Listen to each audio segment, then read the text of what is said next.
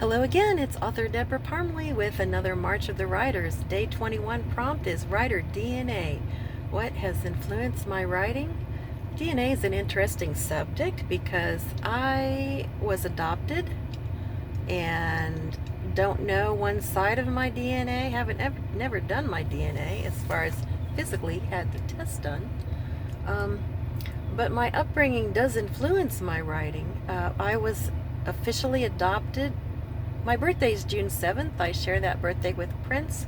I was officially adopted July, 1 year after I was born.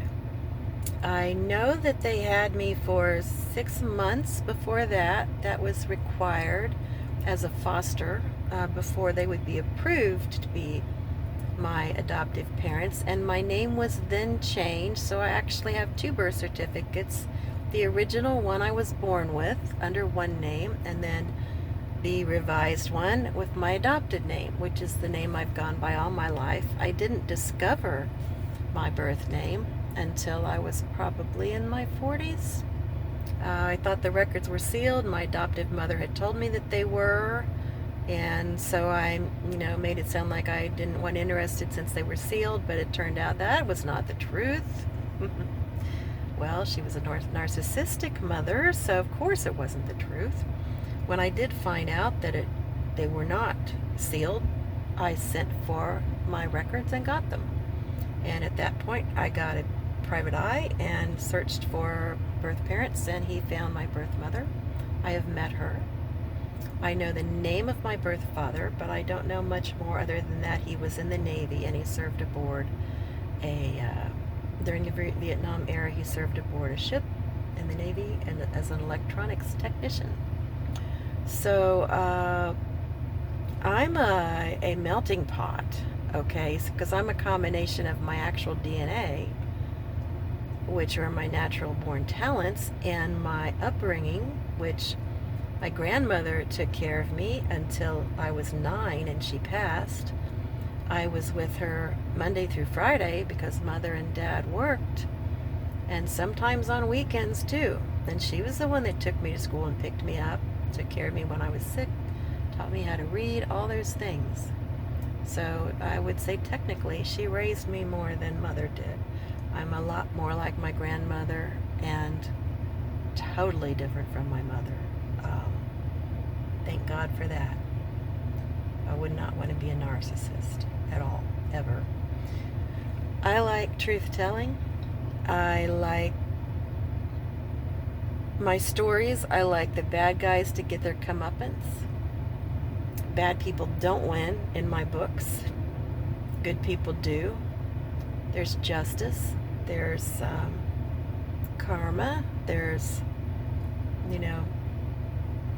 people don't get away with their nonsense. They might be pretty heinous, and the things they do might be pretty heinous, but they don't get away with it. I like heroes like SEALs, and I like Delta Force and Marines and all the different... I like military heroes. Military people have a certain kind of training, and they're good at getting the job done, or they don't last in the military. So I would say one of the best qualities any of my heroes have in my books is the ability to get the job done. That to me is very attractive. And competency is attractive. And bravery is definitely attractive. And protective nature.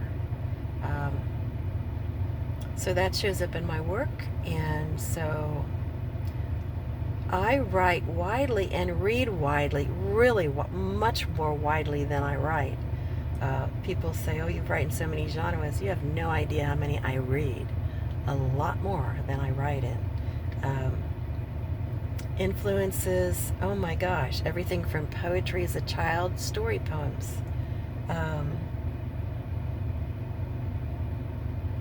Song of Hiawatha. I could recite that as a child. My grandfather and my dad's dad was a Lutheran pastor. He was a mission pastor. I grew up memorizing Bible verses, the King James Bible version. So that's, of course, in my word background. Um, so poetry, literature, the King James Bible. I got an English lit degree, studied English lit, so even more of that is all in there. But when I write, my goal when writing a story is to write a story that anyone can enjoy reading. I want the farmer's wife who sits down at her kitchen table at night. She's waiting on everyone to come in, and she's got 15 or 20 minutes just to relax and read, to be able to read and enjoy my stories. I want that, woman who's sitting in the waiting room. She's getting her next round of chemo.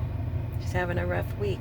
I want to write a story that takes her away from that room into somewhere else and gives her a world where the bad guy gets his comeuppance and the good people win and good things happen to good people. And so that informs a lot of my writing. I also love playfulness in writing. So if I'm writing anything with a fantasy element in it or for children, I'm ready to let my imagination loose and play. And I love folk tales and fairy tales from around the world. And I traveled widely as a travel agent. In 2007, when my first book came out, I'd been to 13 countries already. That number's grown.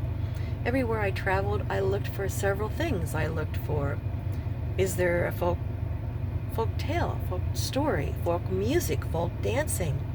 What kind of soup is local? What kind of bread is local? I love these things, and my love of travel and adventure also comes into my books. Montana Delta Rodeo, Cowboy, Bodyguard Protector, set in Cody, Wyoming, where we lived for a season when we work camped.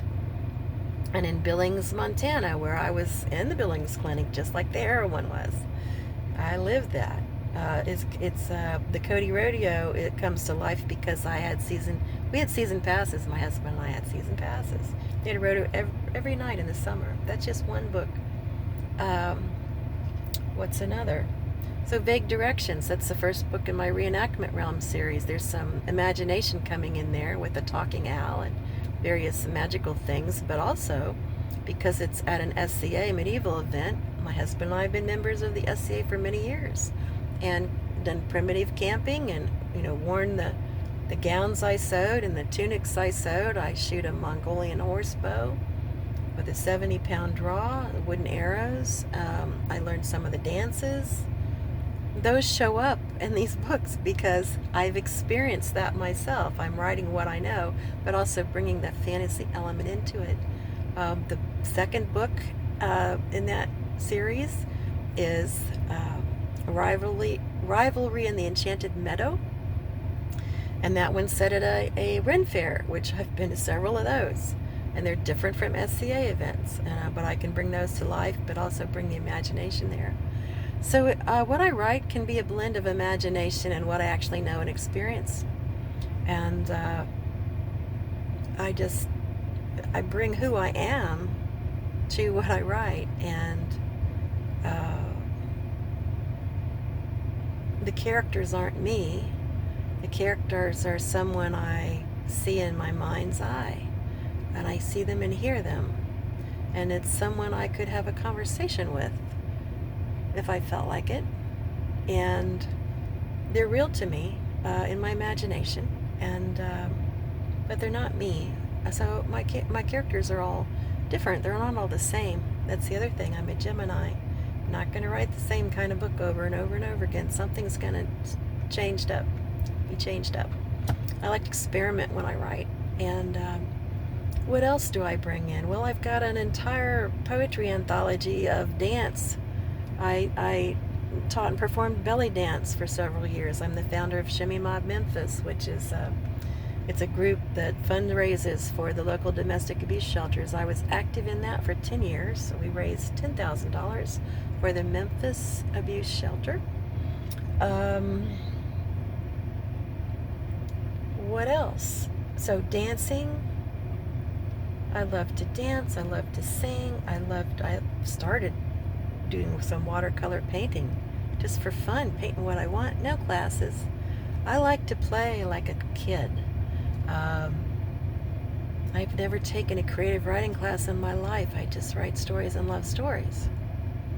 I don't feel like I have to wait for permission for someone to paint a watercolor painting. I just need the canvas and the paints and my imagination. The same with writing my books. I didn't need permission to write. Now, I did take classes in how to like RWA is how to sell it, how to pacing and all that, plotting and all that. But the actual writing itself, no, I've never done creative writing class. I never needed it. I just sit down and write something and imagine it and write it down. It's just a natural part of me. So sometimes I've back when I was dancing, I had a dance room I would perform in and practice in by myself, of course, and teach classes. It was enough to teach 2 people, big enough room, a converted bedroom with mirrors all around. And I have put music on and danced and then sat down and written. Dance came into that story. There was a certain music I played when I wrote that story. It's a fairy tale element kind of story. 12 Stitches of Christmas, that's the one. And I remember exhausting myself dancing to this one particular song over and over again and then sitting down to write. It was a creative merging of that. Now, she's not dancing in the story, but I danced and then I wrote it.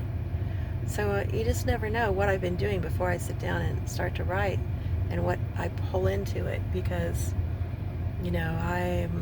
I'm a Gemini with many threads that are woven into a tapestry of many colors and various things. If you look in this corner, there's one thing. You look in this corner, there's something else, and it just all comes into play. And it would be interesting to see what my actual scientific DNA would come back as. I do know my birth mother says I have Irish, Scottish, and German in there. So there's 3 from her side. It would be interesting to see what